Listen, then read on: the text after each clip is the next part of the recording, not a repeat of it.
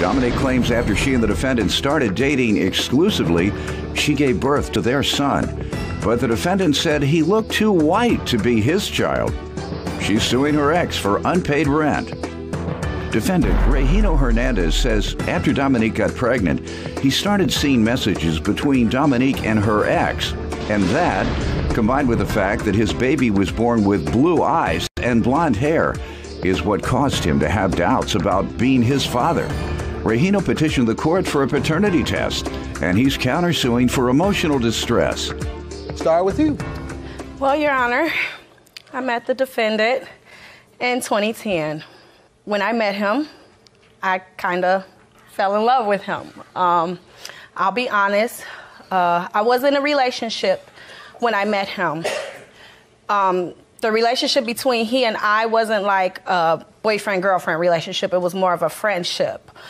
So when I met him, I kind of thought I had found my best friend. The relationship that I was in when I met him, it wasn't a good relationship for me. So in 2013, I want to say, it ended between us, the guy that I was with. Were you all dating those 3 years? Me and... Behind your guy's back? No, we weren't dating, but we had been sexual. I'm being honest. Mm-hmm. So you're not the first one. Okay. So don't worry about it. I ended up leaving that guy in 2014-ish. Me and Reggie once again started back talking, but more so towards a relationship.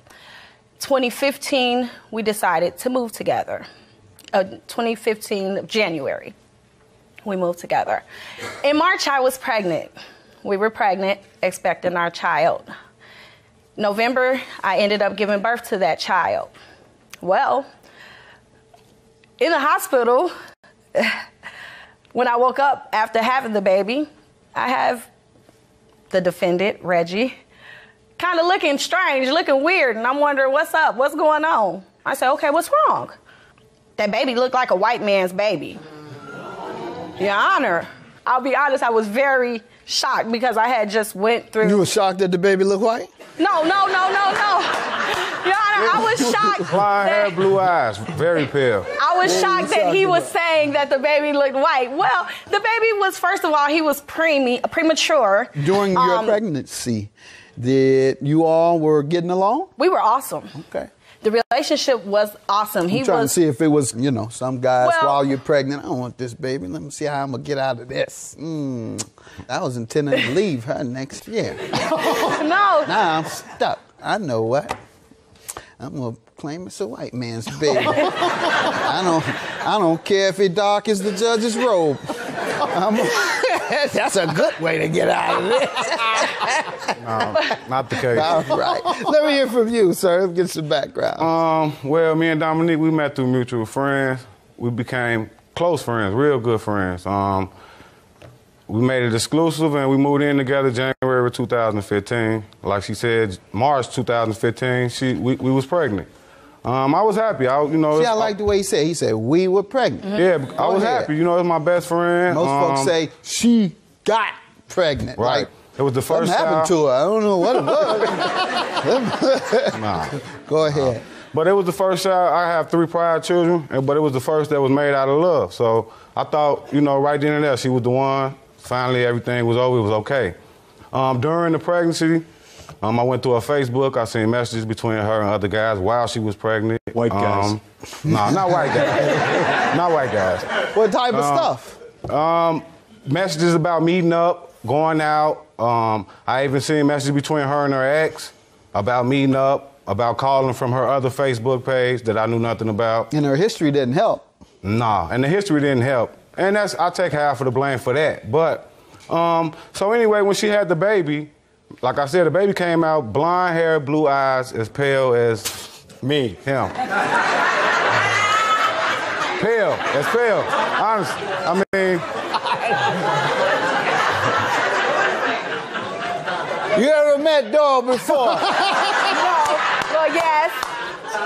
Yes, I did. Oh, no.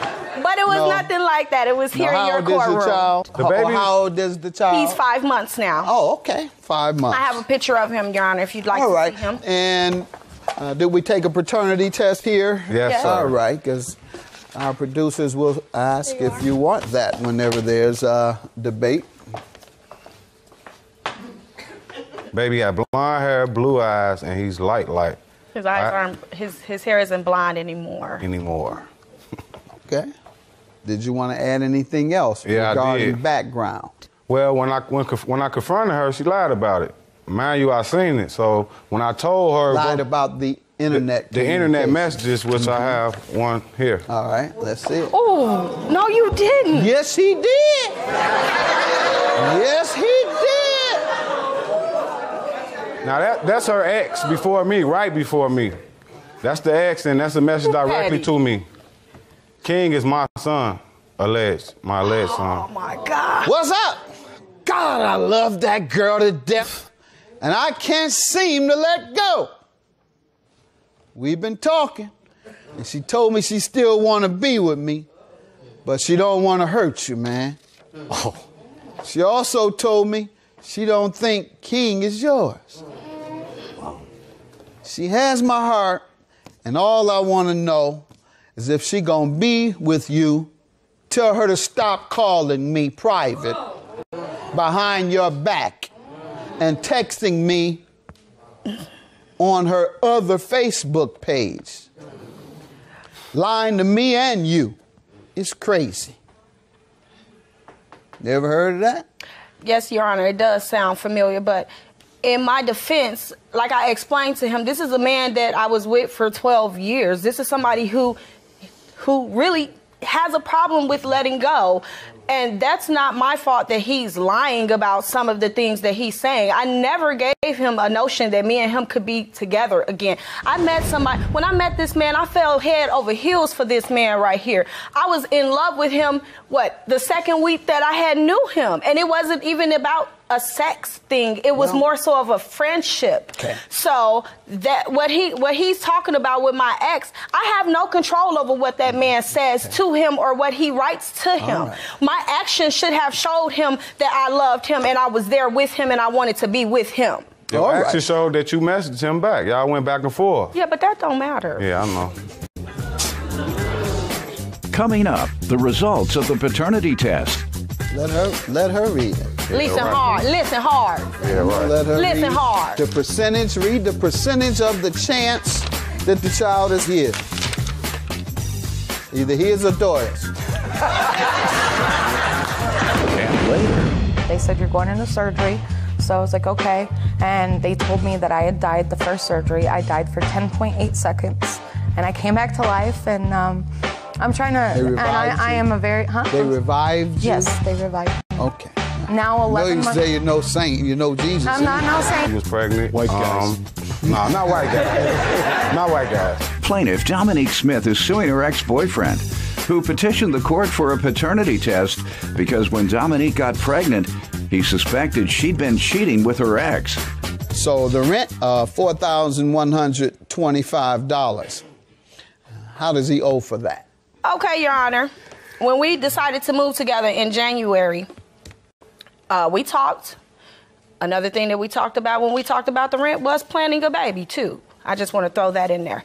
Nevertheless, we decided on half. The two of us would split $750 in rent. That's $375 each. Plus, he was going to take care of a gas bill, and I was going to take care of an electricity bill in full. Well, every month was an excuse. There was a reason why he couldn't pay this, that. One excuse being, I got to do this for my other kids, or another excuse, my car is having this issue. For months, I ran into, there's always some reason why he does not have his How long were you all living together $375. without him paying rent? Well, he paid for 1 month, but we were together. We lived together for a year, the whole year. And he went without paying for 11 months. He went, yes, All he right, paid. Sir, what do you say to this? Well, when we moved in, we never discussed the payment arrangements as far as the rent go. You weren't supposed to stay there free. Well, Let him finish, ma'am. Go I ahead. live in Chicago, and she lived in Lake County, so I left Chicago to go to Lake County to move in with her. quite naturally, I have a job in Lake County. But what she had was a 2-month-old newborn that she had 11 months before having my baby. So, I mean, my way of contributing was, looking after the baby and taking care of the gas bill. I never mentioned, or we never talked about the rent. Now, in July, I had car trouble. I asked to borrow $600 to get my car fixed. And in return, she made me sign that Okay, you have something? A promissory note. A promissory note. Was he working when he moved with you? How did you expect him to pay? He was getting unemployment. Okay. He had an income. All right. And he know we talked about him paying half. Okay. And the only reason I signed that was to get the money. And then as far as the gas bill, you were supposed to pay the gas bill, but you never paid it. You signed that because you needed the money for your car. Money for my car. And the emotional distress, how has she caused you emotional distress? With all the lying and the drama between her and her family. What is that? Well, whenever it's an issue at the house, I have to talk with her mom and her dad and her siblings, and get them to talk to her, and then she'll talk to me. So with that being said, I don't know, it's just too much. They dibble in the household too much. Too much of a say-so. That's one of the things that men need to understand. And so you might have made the mistake of not having a job first. You want to say, okay, put him on the phone. He ain't working, he ain't paying no bills, and got nerve enough to talk crazy. Yeah, I'm going to talk to him. Yeah, young man, I don't care if you're 50. They're going to say, young man, what's going on over there? Here, my other daughter want to talk to you too. Hey, I don't know why you over there fighting. You ain't paying no bills. You ain't working. Here, my mama want to talk to you. That's what happens if you had not made the mistake of moving in with a woman prior to having a means of taking care of yourself. Nonetheless, her. You set yourself up for that. So she didn't cause you no emotional distress because they fussed at you. So you're going to have to pay her this rent. The other question is whether you're going to have to pay her this child support. Sure is. Ain't no question now. I don't have a question, and I already know what it's going to say. Okay. Get the results. I know what it's going to say. Get ready. Are you working yet? Yes, sir. Yeah, you work. You are working? Yes, sir. Good. As if the child is yours, the child support court may go back to the time you all stopped living together. And when was that? January. Okay. So we'll see. When we come back, the results of the paternity test. And coming up. These are my blood pressure. This is the medications that I was I believe you. But the issue is, did she cause all this? And so my point is, do you have a letter? Did you tell the doctor, I'm in bad shape because my cousin won't pay me? It's nice to joke, but I'm talking something real because folks killing one another out in the streets. Now, it's nice to get a laugh, but God ain't no joke. And everything about me was changed through God. So I'm not no holy person. He accepted me as I am, Judge. He did! Plaintiff Dominique Smith is suing her ex-boyfriend, who petitioned the court for a paternity test because when Dominique got pregnant, he suspected she'd been cheating with her ex. I'm not going to even look at her. Get ready, baby. You ready? Listen. Let her read it. Listen hard. Listen hard. Yeah, right. Let her Listen read hard. The percentage, read the percentage of the chance that the child is his. Either his or Doyle's. 99.9999997%. How about that? You like this? He's happy. I know you're happy. I am. That's your son. Have a good day. Judgment for the claim. Your claim is dismissed. Now get your stuff together. Get your stuff together. Yeah, right. Let's try to make this work. I'm make just it grateful work. that he is my son. I love you. And I continue to be his love father. you. Remember that. I didn't lie to you when I told you that. I loved you then and I love you now. You need to get yourself together. Hopefully we could, become best friends again and co-parent, be great co-parenters. I'm just glad he's my child. I love this man and I want him to come home to his family. That's what I would like to happen. I want him to know that I'm done with those games and that I really want us to work. Plaintiff Laura Dutton says the defendant is her cousin. and she was such a severe drug addict that she nearly died after her leg became infected from using a dirty needle to shoot heroin. After that, the defendant turned her life around, but Laura's suing her today for loans and emotional distress. Defendant Tanya Grice admits that she was hospitalized as a result of her heroin use after 6 unsuccessful attempts to kick her addiction. Tanya claims she was clinically dead for 10 seconds due to her leg infection, and she's now been sober for 11 months. Tanya's countersuing for harassment. Start with you. Tanya lost her parents when she was young, both of them to cancer. And I made a promise to my grandmother that I would look after her and do the best I could with her. And she got married young. Then she got into abusive relationships. And then she had a bout with heroin. And she then used a dirty needle, which caused her to have an infection, which I do have a picture of. I see it.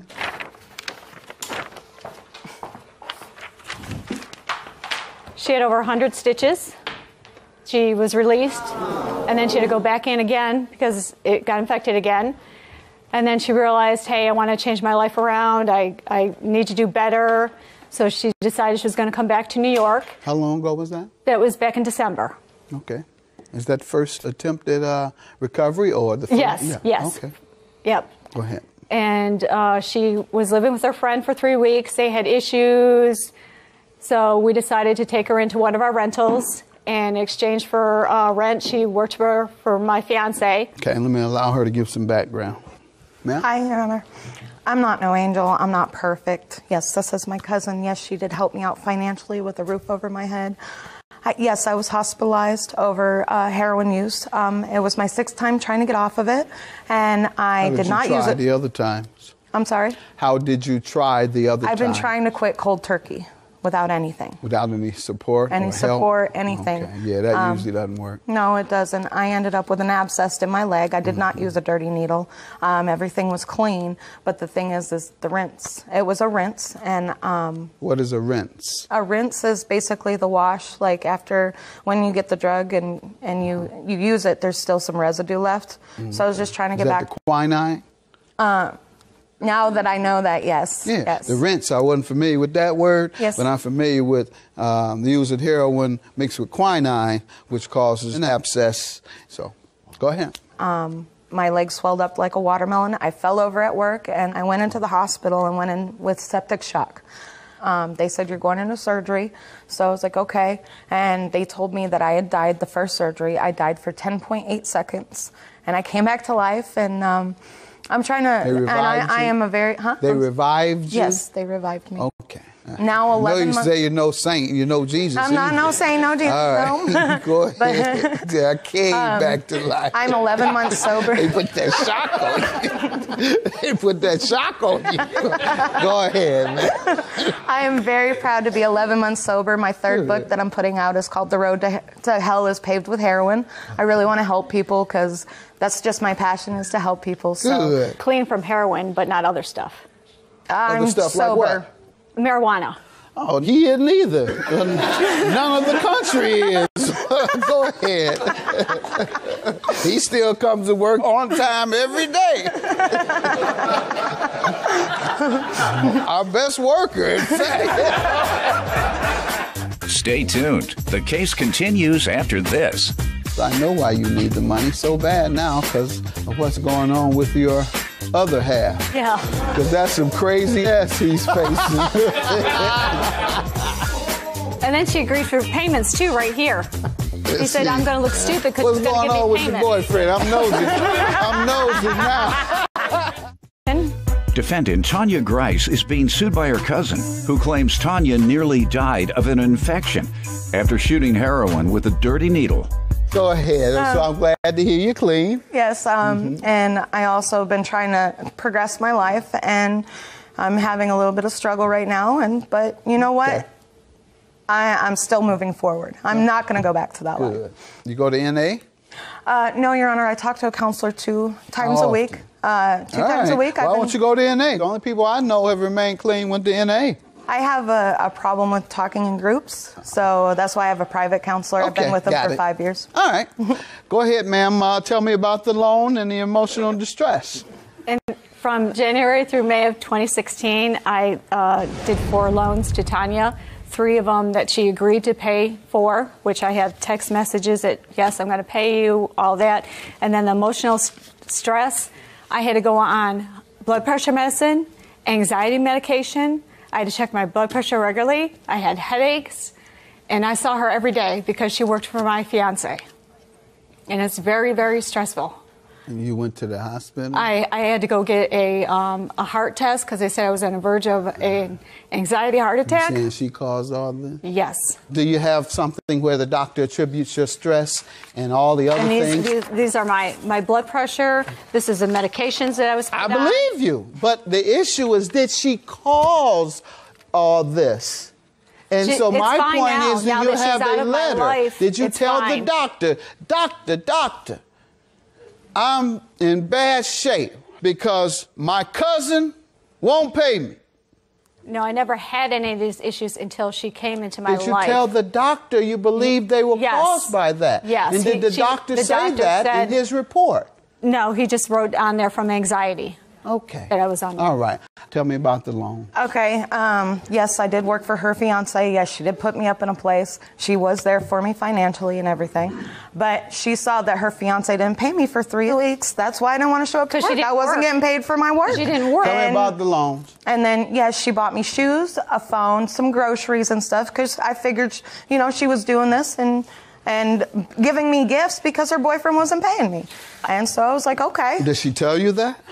She said that the phone was a gift. She's like, I know you're not financially able to pay me. And I said, okay. And then when I moved out, I went back and helped her clean the apartment. And she goes, don't worry about it. Figured it was because her boyfriend wasn't paying you. So that's why I'm asking, how did you figure that? Well, when she asked me to, she was like, hey, I'm going to take you shopping and get you food. I see you don't have anything. And that made you figure it was because her boyfriend wasn't paying. You didn't ask about that? And I did ask her about that. You said, are you doing this because your boyfriend not paying me? No, I did not ask her that, Your Honor. But when we went back to clean the apartment, she was like, no, don't worry about it. You're struggling right now. Just don't worry about it. And okay, so she forgave the loan. Yeah, she forgave the loan. All right, so 2 things. One, at first you thought she was giving it to you because her boyfriend wasn't paying you. Then you changed and say, well, she forgave the loan, meaning you knew it was a loan.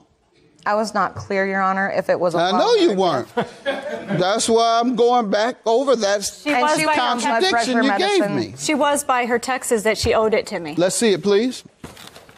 But she said you forgave it. When did you all last discuss it? Do you remember approximately the month? In May of 2016, and here's where when we cleaned the apartment in Stafford. May of 16, you say she told you you don't have to pay. Yes. All right, and she told you in person or? In person. We cleaned the apartment together because I told her I was going to clean it. I wasn't going to leave her like that. I was trying to be as respectful as I could. And that was May what again? May 2016. All right. Now, like around the 15th, I want to say. Okay. Your counterclaim is for what? Harassment. How does she owe you? She sent me a text message saying I was working at a restaurant at the time. She sent me a text message saying, I'm coming by. I told her I didn't have my check. I don't know how much it's going to be, so you're going to have to wait. Well, she said, I'm coming by. I said, well, I thought maybe she was coming by to eat. She came in the restaurant demanding money in front of customers, which got me reprimanded and cost me to lose my job. It didn't cost her. And also, I've been trying When was this that you lost your job as a result of her coming there? This was about June, in the middle of June 2016. Okay, because she came there. I got reprimanded, and my boss was like, I'm going to have to let you go. I can't have this from. Okay. And that's nothing in writing, just told you that. Right. All right. And her boss that she's talking about, this is her nice little thing. Friday, she said, it's my last paycheck. I'm not working here anymore. Is that after mid-June? Yes. I'm not working anymore. I started a new job on Saturday.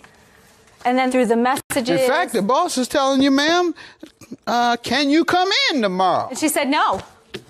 She said no, because I got I've never heard of being fired, and at the same time, you say, can you come in tomorrow? And she worked the very next day, and then she said she slammed, don't text me. Judge Mathis rules on this dispute shortly. And coming up, I run upstairs. I say, Shonda, come down here, dude. What happened down here? She's like, I don't know. I said, what do you mean you don't know? Come down. So she comes down, I'm showing her stuff. I'm like, dude, look at this. So I'm looking, she said, I don't know. I'm thinking somebody done broke in the house right here. Defendant Tanya Grice is being sued by her cousin, who claims Tanya nearly died of an infection after shooting heroin with a dirty needle. Okay, and here's another one on June 23rd. You're telling her you will pay.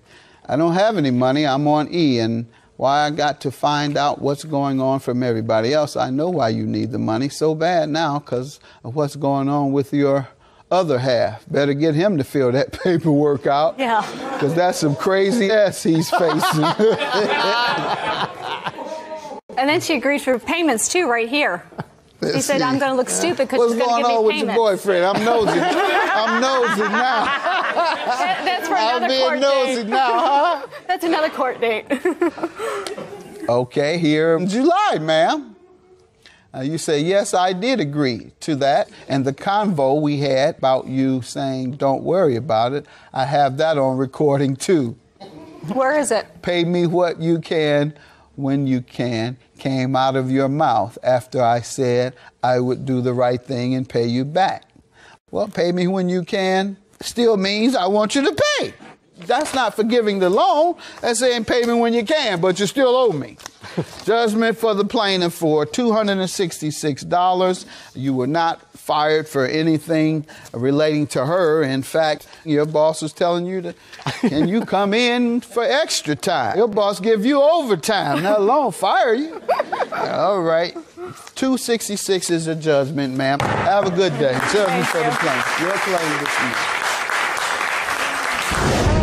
Much to say. I mean, she's put me through a lot, and you think that she would be understanding and treat me like family, but she hasn't treated me like family. I'm dirt to her. Everything I've done for her, and this is the thanks I get. That's when you tell my best friend that I'm still on heroin and spreading it around Batavia. Keep my name out your mouth, and that's all I got to say. Oh, and that's I'm why, done. that's I'm why done. you told I'm done. everybody that my boyfriend had you beat up.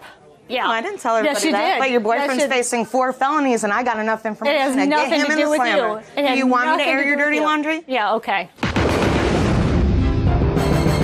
Plaintiff Reverend Derek Green says he comes from the streets and spent 9 years in prison. Reverend Green turned his life around and opened a music studio to give back to the community, and he hired the defendant to work for him. He's suing because the defendant allowed her nephew to come to his studio, and he believes the young man robbed him. Defendant Shonda Kelly says she met Reverend Green at church, and he hired her to help with promotion and website design. Shonda admits that her nephew came to Reverend Green's studio, but she insists Reverend Green gave him permission to do so. All right, give me some background on your association and anything else you want. I met Mrs. Kelly at a friend of mine, Pastor Dude's church. Very nice young lady. Basically, my ministry that I'm involved in, Your Honor, is to go and get our young men and young women that are out here killing one another. Set the Captives Free Foundation is a foundation that I'm starting as a result. I came from somewhere, that judge just like yourself, and as I may say, I'm a fan of yours. But I come from the streets.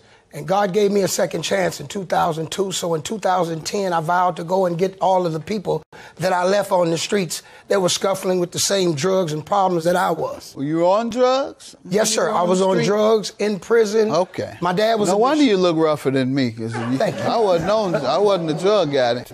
I can't help it, Your Honor. God gave me that look, but maybe it was a reason behind it. Absolutely. So you could be an example to the other rough-looking guys. Reach those individuals that was just like me. There you go. Right. So I built my studio in 2010. And a recording studio? Yes, sir. And the music is to raise proceeds to start Set the Captives Free Foundation. So which will do what? What it would do is it allow 500 folks who's out on the street to be housed. The individuals putting the facility together be our young men that's walking around with their little pants hanging down. Good. So the purpose of my studio is God's mission. So I even named it God's Studio. Good. I met Mrs. Kelly, allowed her to come into the program because I built a website. She helped me out. She knows how to do that type of stuff. And basically, that was the relationship that we established together. How about your witness? This is Carl. He's my musician. He's one of my musicians. We grew up 10 years old together. You live a hard life, Carl? No. scared of the hard life.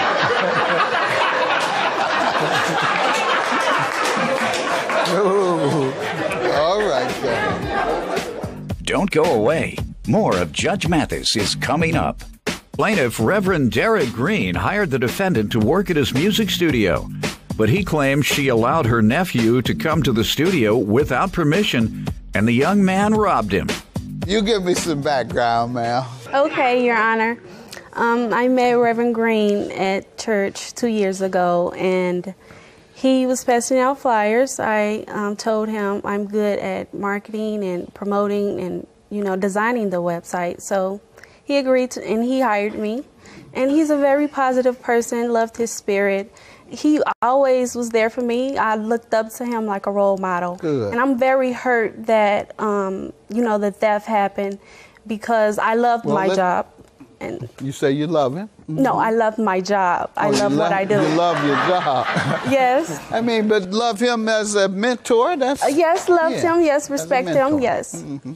So I applaud you for being a mentor. And the young lady says she looks up to you a lot. And so my hat's off to you. My hat's off to you.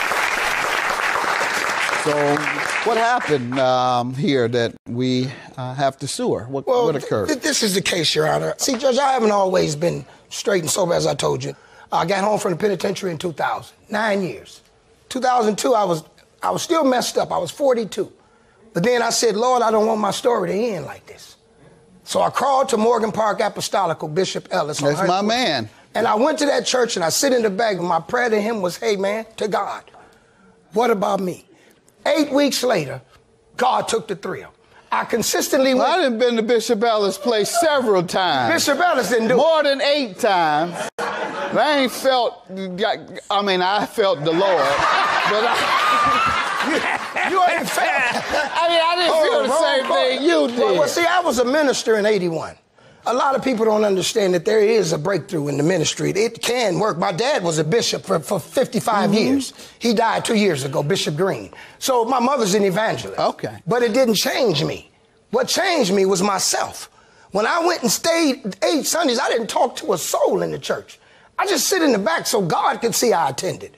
And it worked. After 8 weeks, the thrill was gone. So it's nice to joke, but I'm talking something real because folks killing one another out in the streets. Now, it's nice to get a laugh, but God ain't no joke. And everything about me was changed through God. So I'm not no holy person. He accepted me as I am, Judge. So I'm grateful, and I can tell everybody that God will do the same for you. So that's my ministry. It's not fictitious. And I got a website, and you're going to see me, and I'm going to need your help. Because I'm going to set the captives free. I'm going for our brothers and sisters with their little pants hanging down that don't have a second chance.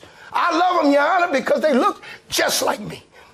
So I'm going back, and I need y'all's help. But that's beyond the point. But the reason that I brought this young lady to court, Your Honor, is this. I left her at my place. I'm a contractor. We're doing a job on 73rd and Vincennes.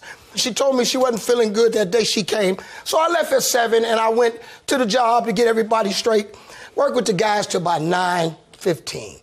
So I'm like, because I don't stay with them. Once I get them going, get them started, then I'm going back. Most of my time is dedicated to the studio. So I get back down. She was in the studio when I left, but when I came back, it was dark. Lights was out. I don't see her, so I go upstairs. And I look and she's laying down in the bed, in the room. Well, she's got access to the whole house. She can take a nap or whatever she wants to do because she's watching it. I go down to the studio and turn the light on in my studio. And, Your Honor, the first thing I see missing is my axe. That's the bass guitar. Then I see my studio monitors missing. Then I'm looking at my shelves. I got glass partition shelves. I got a Zoom R24. I got a Behringer 32 mixer. I got an MK2 machine. That's gone. I'm like, oh, no. My studio mic, I had my studio airbrush, my studio sound room. The mic's gone. The stand's gone. Wires hanging out in a hole in my custom painted wall. I run upstairs. I say, Shonda, come down here, dude. What happened down here? She's like, I don't know. I said, what do you mean you don't know? Come down. So she comes down. I'm showing her stuff. I'm like, dude, look at this. So I'm looking. She said, I don't know. I'm thinking somebody done broke in the house. Why are you here? So I call the police. Police get there. They coming, they're looking around. She don't say nothing. So I'm like, dude, you didn't hear nobody breaking in my place? And then she tells me, leans over and say, my nephew was here. What?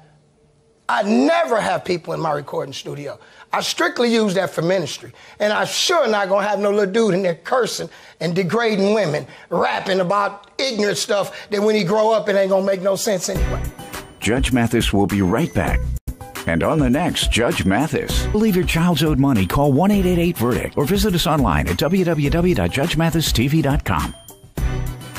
Plaintiff Reverend Derek Green hired the defendant to work at his music studio, but he claims she allowed her nephew to come to the studio without permission, and the young man robbed him. Go ahead, let me hear from you.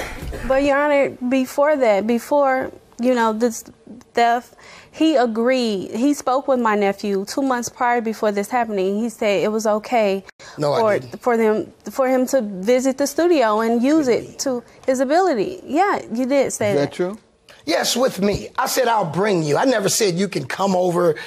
A 15-year-old kid come over to a... But I never thought, I didn't think nothing of it. He's not here because I was present when he spoke with my nephew and they was talking.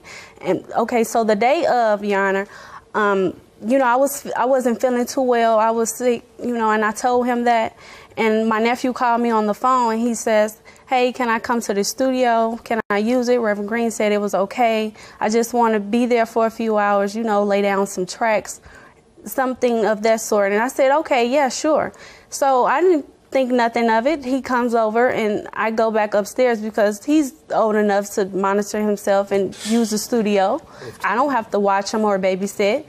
So I go upstairs and I'm sleeping about an hour and a half. And then I'm waking up by Reverend Green. He comes and he tells me, oh, so my studio, stuff is missing out of my studio. What happened? What were you doing? And I'm just in disbelief. I don't know what happened. I didn't do this. I didn't, I'm here alone. Ain't nobody breaking. I didn't hear anything. I didn't see anything. And then that's when he called the police and he wrote a report that, I would let this little reckless 15-year-old come into a studio. I got thousands of dollars worth of stuff in here, Your Honor. But you admit to telling him he could come, but you're saying you said it with you. I never let anybody come. She's been there for 2 years. Was she considered an employee? Yes, sir. Paid every week. She still worked there? No, sir. Why? Well, because after this incident, and then what happened is after the burglary... Did you fire her? No, I didn't. I just cut communication because she basically cut it with me. So if she comes back up there, she can keep working? I would like to restore it. Your Honor, I'm going to tell you something. Supervised, I love what she was doing on the internet. She's excellent. Can she come back to work? You said you haven't fired her. Can she come back to work? I don't think she wants to come back. Do you want to come back? I would love to come back. I loved my job. So I'm going to grant you your judgment. Thank you, sir. Contingent upon her getting her job back. Well, I have no problem with her work. She's an excellent worker. Very good. And so we're going to allow her to get her job back, and then you're going to have to pay him. Judgment for the plaintiff. I look forward to hearing from you. I'll help you out, whatever you're doing. Talk with my staff.